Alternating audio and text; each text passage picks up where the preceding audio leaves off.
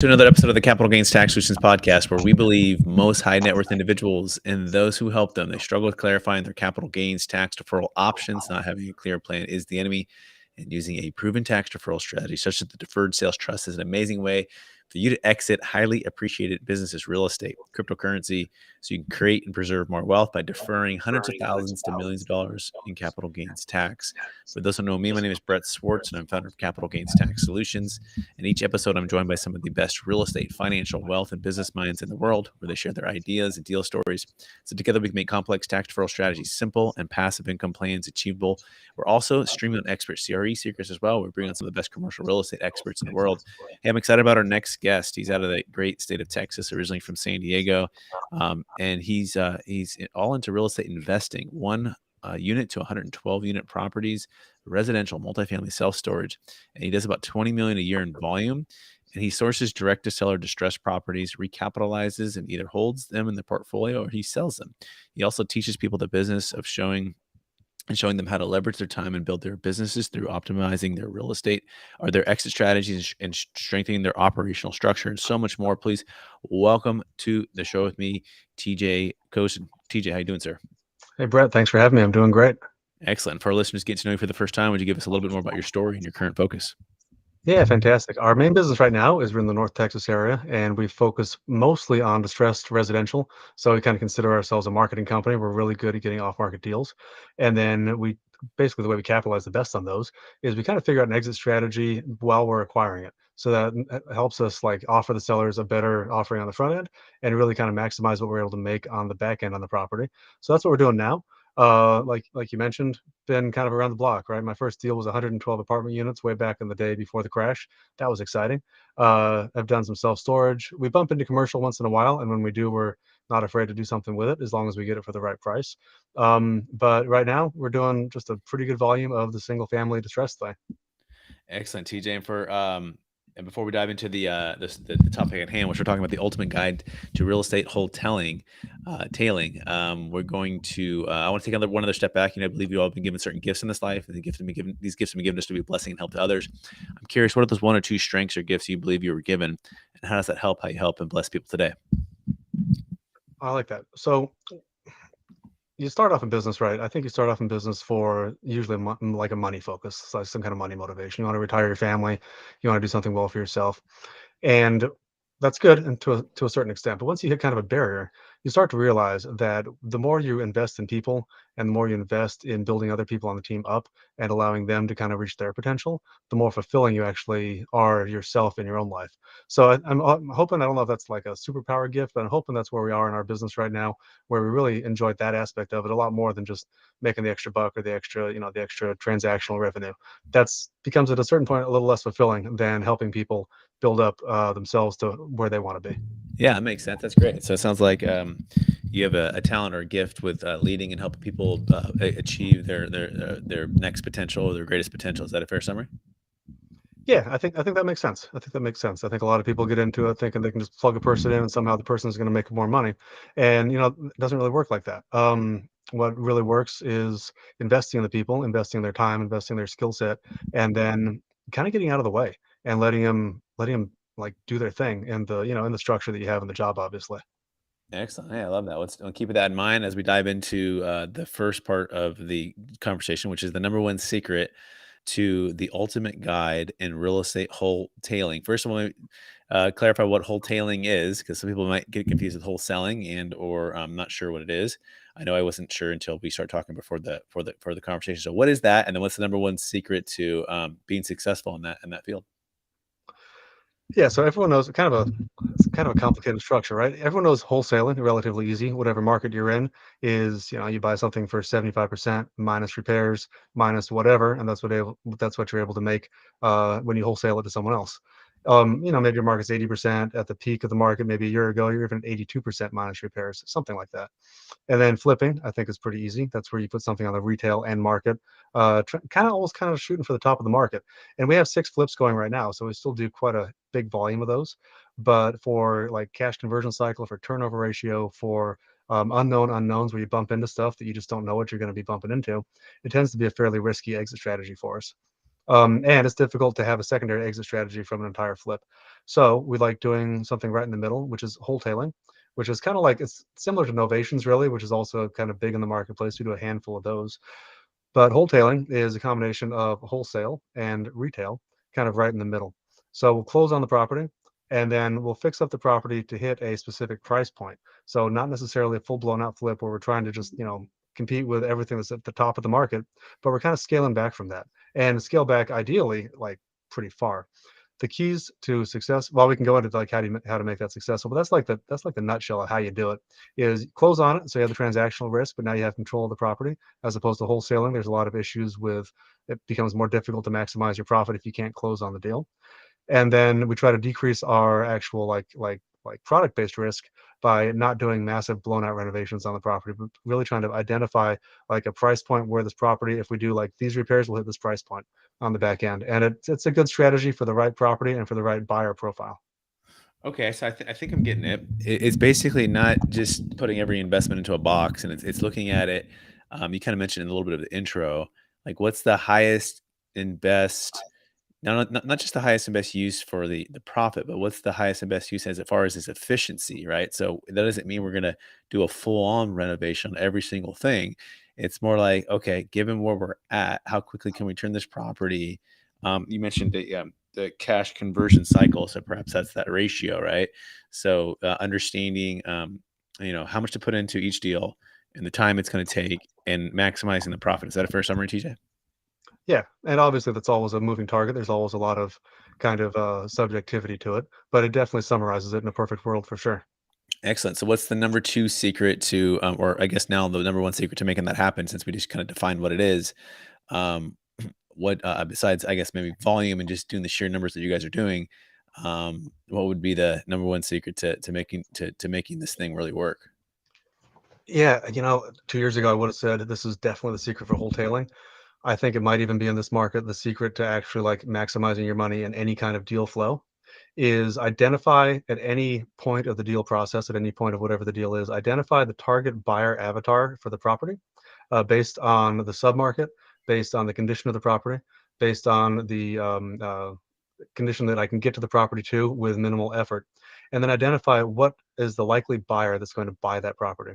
And again, for wholetailing, that makes a lot of sense. And we can break it down. We've kind of identified probably 4 to 4.5 different buyer avatars for the wholetail model. And then we can extrapolate actually and apply that to other like exit strategies as well. Exit strategies like flipping, exit strategies like novations, exit strategies like we do a ton of seller finance where we are the bank. I think we've done 35 or more deals this year where we've actually sold a property where we become the lender. But the best way to do that is by understanding the submarket and the buyer avatar that's likely to buy the subject property on once it's on the open market or on the well even closed market. We don't put everything on the open like MLS market. Okay, so number one thing is understanding the avatar, who's gonna be the likely buyer, and really drilling that in. What's the number two secret to real estate wholetailing? Oh, well, buy right. I mean, buy right, right? Everyone that gets started in business, um, they always think they want to do more deals because they figure out one marketing avenue, right? They figure out cold calling, they figure out direct mail, they figure out, bandit signs. We actually did a bandit sign deal last week. I didn't even know we did it until it was done. I mean, I didn't know the lead flow, like where we got the deal from. I knew about the deal. Everyone thinks they want to do a higher volume of deals. That's fine. Like I think we all do, right? I guess I do. We have a lot, so I'm not really sure I want to do a higher volume. But you buy better, and you sell better. So I like to tell people there's really three ways to make more money in business. Everyone focuses on the volume aspect of it. So make higher velocity, higher volume of deals. Now velocity is good, but volume, as you start putting extra pieces in place, tends to cut into the margin because now you have employees, now you have overhead, now you have additional marketing expense. Now you're maybe not as efficient with the marketing expense that you're spending as you were. And that's actually, I think, probably the last thing that you should really try doing is doing a higher volume of deals. First, try doing a better quality of deal. And you do that by two different ways. You either decrease your expenses or you increase your end sales price.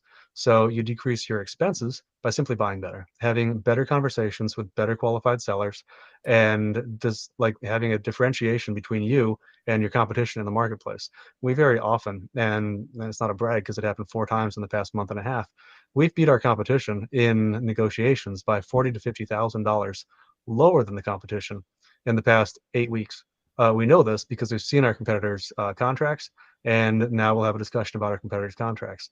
And we've had the relationship building with the seller where they're more comfortable, more confident going with us. No, not me. I'm not the pretty face of the company. Well, actually, technically, I am. I'm on the website, but our acquisition team. So that goes back to empowering people to actually work for you.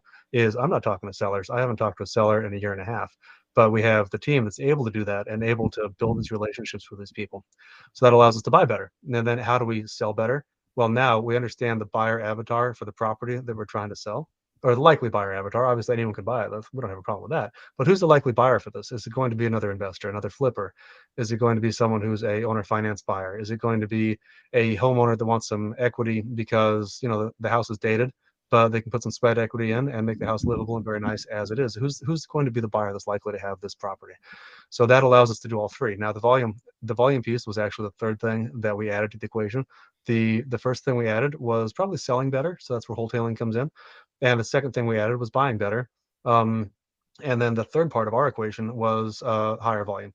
So I like doing things backwards because you see a lot of the competition in the marketplace, and sometimes you scratch your head going, I don't really understand why they're focusing on that when there's an easier path over here that maybe we can focus on this and optimize something better on from a different angle or a different perspective. Yeah, it feels like you guys are building from the ground up the right way, right? Better conversations, better negotiations, just overall better deals, right? Focusing on the right buyer, the right avatar, probably the right seller as well. And as you built that up and that reputation, and then the skill sets with your acquisitions team, then you can increase the volume once you've built that solid foundation. Is that a fair summary? Yeah, I think absolutely, and I think too many people kind of do it backwards. Excellent. So maybe talk about building up that team, right? That acquisitions team, and making it a win-win for both parties, right? What have you found to be the best way to be an attractive employer? Are they straight commission? Is it a little bit of Mhm. both? How do you incentivize and make it worthwhile for new hires? So we do it again. Well, first of all, we build it from our first from our dislike and then from our necessity. So if there's something that you don't like doing in the business, the idea is that what everyone says, well, no one can do anything as well as I can, like 100% of the time. They'll do it 70%, 80% of my capacity, whatever that is, whatever that like kind of fake math in the industry is. And I don't think that's true because I think that if you hire the right people and if you don't like doing something, you can maybe do something at 100% of your capacity really, really well. But if you don't like doing it, if you don't like answering the phone and talking to sellers, even if you're really good at it, you're not going to do it 100% of the time. It's not going to be something that you enjoy doing. Maybe you enjoy dropping off paint buckets at a flip. Maybe you enjoy negotiating with buyers when you're reselling something. So if you don't like doing it, then you have to hire, I think, from a point of, I don't like doing that first.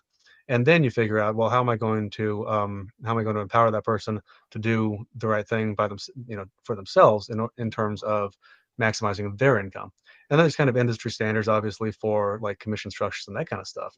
But really, I think the most important part of hiring a team is making sure that you have the capacity to make sure that they eat, because too many people want to hire a team and think that the team is somehow going to be a revenue generating activity for them. And that's not the case in real estate. That's the case in a construction company like roofing. In Dallas, we have a construction company, and our main lead gen strategy is hiring more acquisitions guys to do the acquisitions of the end client. But it's not the case in real estate, because in real estate, mostly it's external leads from some source, whatever it is, cold calling, PPC, mailers, even bandit signs, whatever it is. That's the lead. That's the revenue generating activity, and then you capture that revenue is by training people and having them do their job well.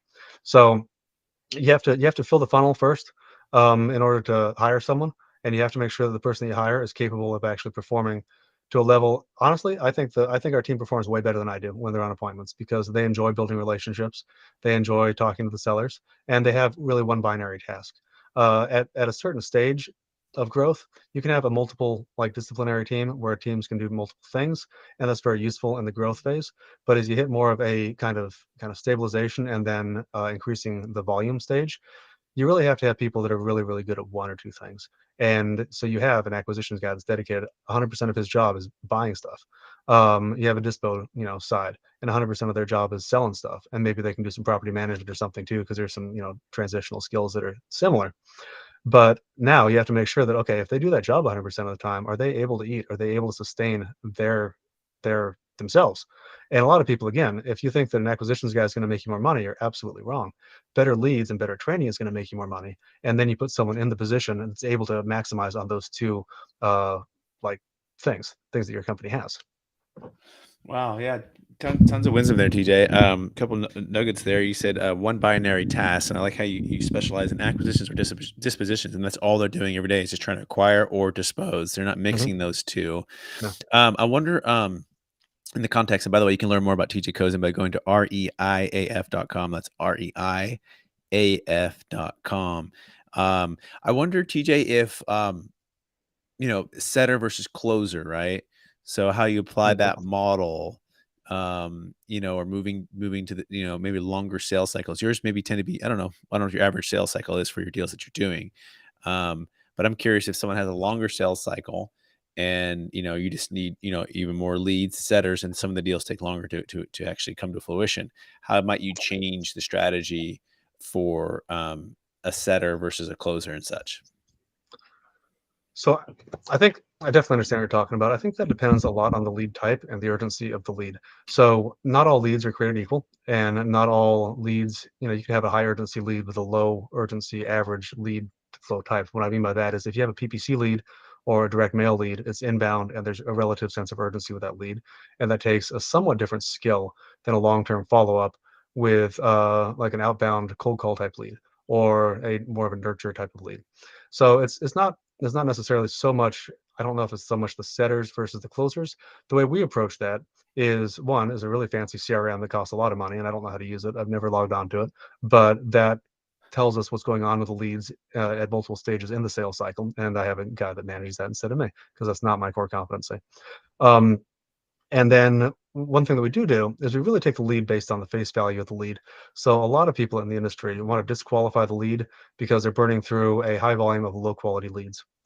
We prefer a lower volume of relatively high quality of leads, and then taking it more from a lead standpoint. So the way we'll buy better is we'll play good cop, bad cop in some respects. We'll send two acquisitions guys out on an appointment where one is able to talk about the kids and the pet dog and the cat, and the other one is more able to talk about the numbers of the renovation and the transactional aspect of it.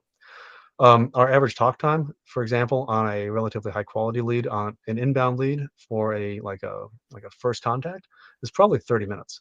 I'm not sure exactly what it is because some calls go to cell phones and whatever, but a lot of people they try to disqualify the lead, they try to get off the phone and onto the next lead as quickly as they can. We're more about, well, let's figure out what's the urgency of this lead, what's necessary to optimize on this lead, and then how do we have the conversation with the seller and set the expectation with the seller, either short term or long term. Some of those leads too. I will call you back in 2 months when you're maybe a little bit more ready. So you call them back in 1 month because you want to kind of be forefront when they're ready to make the decision. So I think it really depends a lot more on the lead type. The more notes you have in the leads, on the specific lead, the more you're able to optimize what's going on. And the way we do that is by just keeping a pretty tight rein on not from a managerial like dictatorial standpoint, but more just a tight eye on, okay, what's going on with this specific lead. Let's have a conversation about this one. And kind of the same as we rank our like buyer criteria when we're selling retail. We rank our leads similarly, where we get a sense of the urgency and then rank the urgency of the lead, and we approach it somewhat differently from that perspective. That was long-winded. I'm sorry. Yeah, that was really good, TJ. By the way, first of all, what's the name of the CRM that you use?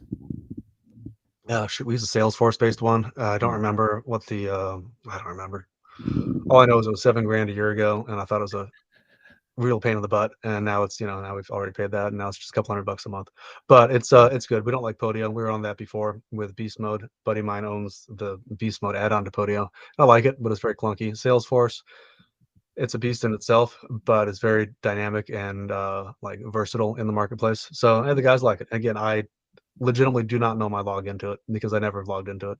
Yeah, that makes sense. Cool. So it's like a Salesforce thing. Okay, cool. Yeah. And then you mentioned getting a sense for the urgency. So I guess what's the number one question to get a sense of how urgent a lead is? So on the inbound side, people think it's always about the money. It's never about the money. It's about the background dialogue that the seller either does or doesn't want to tell you about that doesn't have anything to do with the property itself. And too many people think they want to get the condition of the property. We're going to verify the condition of the property. We don't actually care what the condition of the property is, at least not initially. Now, obviously, we'd love everyone to say they have a perfect house that they want to sell at 50% of value and they want to sell it tomorrow. I mean, that's perfect, but I don't think we ever bump into that. So really, the sense of the urgency isn't a property qualification condition. Too many people get that wrong. Oh, tell me about the bathroom. When's the last time you put a roof on? When's the last time you put a new HVAC in? None of that matters. Um, Tell me why you want to sell, and then dig into it, and then listen to the background dialogue that they're not telling you about.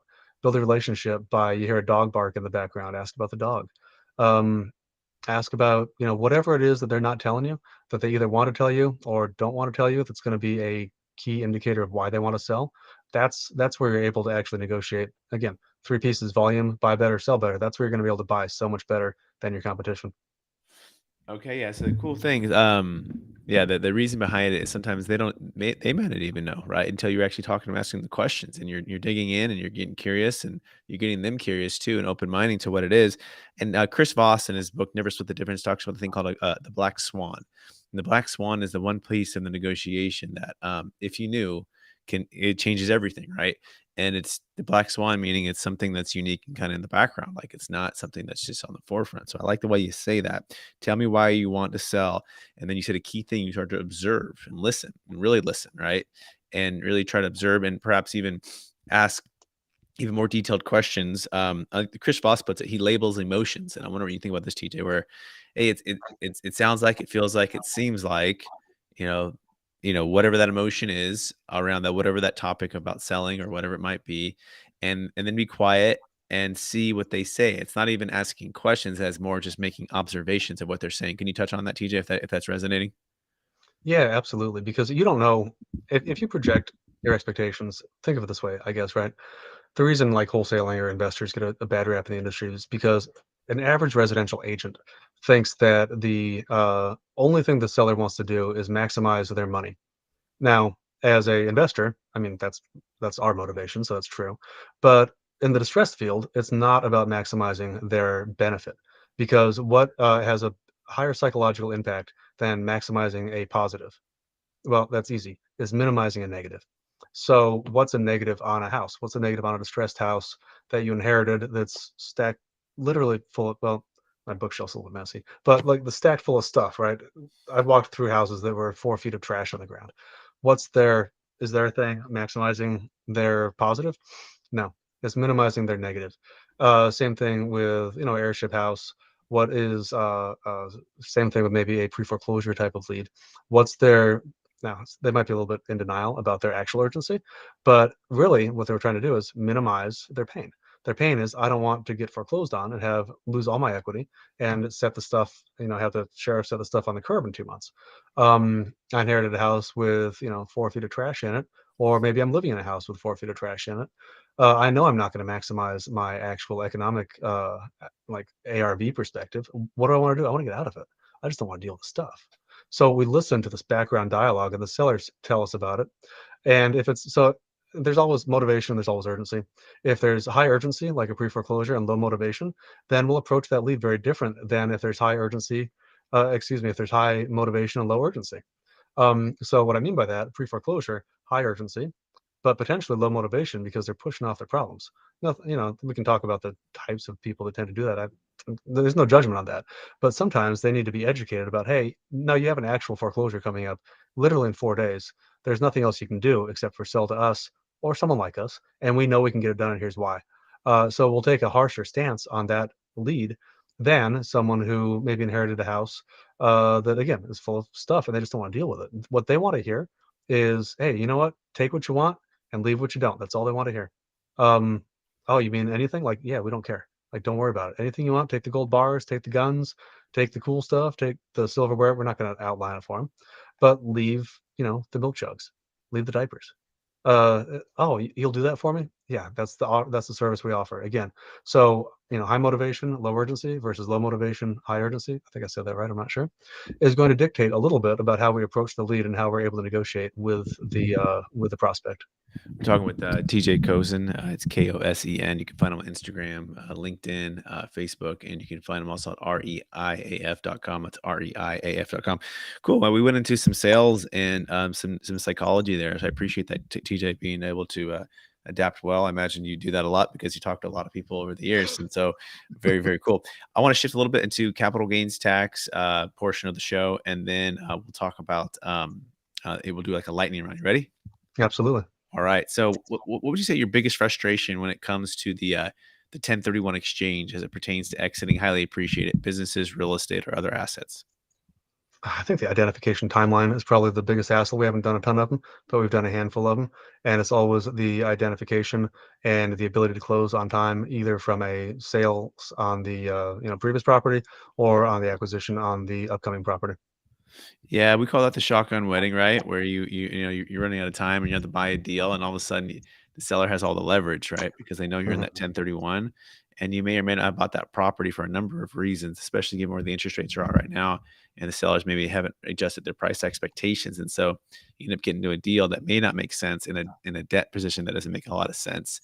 And that's why we practice what's called the deferred sales trust with our clients, which gives them the opportunity to sell on terms with the trust, not having to finance the buyer, defer the tax, and then invest at what's called optimal timing, which is whenever you want, however you want, and with no timing restrictions, what our parents taught us to do, which is sell high and buy low. If you want to learn more about that, you can go to capitalgainstaxsolutions.com. That's capitalgainstaxsolutions.com. That being said, TJ, are you ready for the lightning round? Sure, let's go. All right. Knowing what you know now, if you could go back to your 20-year-old self, what's the one golden nugget you'd make sure to tell yourself to do? Oh, let's see. Sell stop Bitcoin at 63. I think that's probably accurate. That'll just fix all your problems. If I, like Absolutely. one sentence, right? I don't know. Yeah, for sure. No, that's a good point. We did have a client who exited Bitcoin at 54,000 a coin. She bought it for about 50,000, went to 50 million. And then when it went to like 63, 65, 68, we're like, hey, you want to sell some more of that? And she's like, I think I'm gonna wait. She's working for Google, and she retired from Google. But long story short, at least she got out of 5 of the 50 million when it was at 54 coin. I'm working our way back up. We'll see where we go here in the next couple of years. But for those that are listening, you can exit. You can use the deferred sales trust for cryptocurrency as well, and then you can invest back into real estate, which is to us one of the best opportunities to build some wealth, especially if crypto runs high again. To get out when it makes sense and to invest back real estate. It's more predictable. Question, TJ, what is the number one book you've recommended or given the most in the past year? Oh, jeez, I don't read much. I mean, except for entertainment. Now, I don't read a lot of business books. My favorite book I'm reading right now actually is on a. It was probably the best day trader, I would maybe even position trader in the history of mankind. It's a biography on Jesse Livermore. He made a fortune in the crash of '39. He made a fortune in the crash in 1907, and then he was bankrupt by the mid early 40s and killed himself. It's an interesting book on the psychology of market swings and about how people adapt to market swings. Read a bunch of different business books, but the psychology books are so much more interesting to me. Yeah, very, very well said. Cool. Next question. What are you most curious about right now? Oh, geez, that's a good question.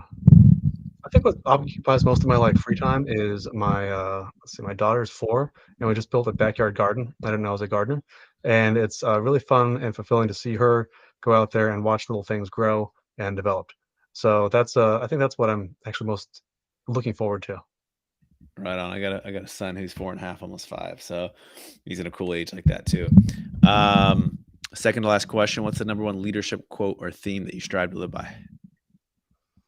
Oh, I like the one by FDR and not FDR, by Teddy Roosevelt, and I can't quote it all because I had to memorize it in the fraternity back in college. But the man in the arena quote, where the critic, the critic's not the one that counts, the guy that's actually out there taking the punches and taking the swings that counts. I think that's probably my favorite business quote. Yeah, absolutely. That's an all-time classic. What's the number one thing if you could accomplish in the next 6 months for your business that would make the biggest impact if that domino were to fall over? For sure. So we sell a bunch of things on seller finance where we become the bank. Since we don't have infinite money, often we have to sell the note to recapitalize. So we're actually in the beginning stages of putting together a debt fund for warehousing a bunch of our note investments and cash flowing them, offering a good return to the investors and making us a little bit of money too. So we're hoping to raise quite a few $1 million doing that so far. Positive feedback and a lot of money to attorneys. So if we can blow that up, it's going to be awesome. If we can't blow it up, we'll do it big enough to get a taste of it and then figure out how to do it better next time. Yeah, there you go. Yeah, sometimes you just got to jump right in, right? And by the way, you can use the DST to exit highly appreciated promissory notes too. So it's not Mm, just assets. And so we do like to see $1 million net proceeds, $1 million gain. But we did a deal in Monterey and Cameron Park where they sell their carried back some paper and then move some of it into the trust, and then later on move the rest of the note into the trust. And so it's a nice way to nice. defer tax. Um, Cool. Last question. After all your success, actually, I want to do one other one. It's kind of a bonus one. AI, Chat GPT, right? Mm. How are you using it? Are you using it? And what is your thoughts on helping on people using it to grow their business? I think it's I think GPT is a good aggregator of online Google data through its lens. So what I mean by that is I don't think it's going to write War and Peace for you right off the bat. It might get to that stage eventually, but I think it's going to be a good way of inputting a topic and having it really streamline kind of a writing process. So we use it for marketing. We use it for I don't know, bullet point things for education or for just touching base with people.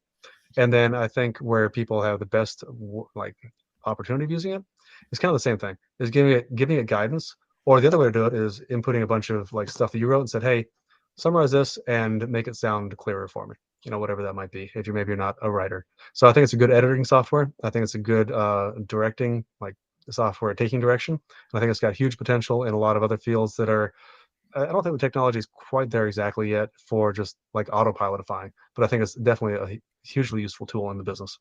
Right on. Last question. After all your help, after all your success and helping all the people you help, what's the number one way that you stay centered, or habit that you practice to stay centered in your values, and then stay encouraged to charge forward to reach new heights?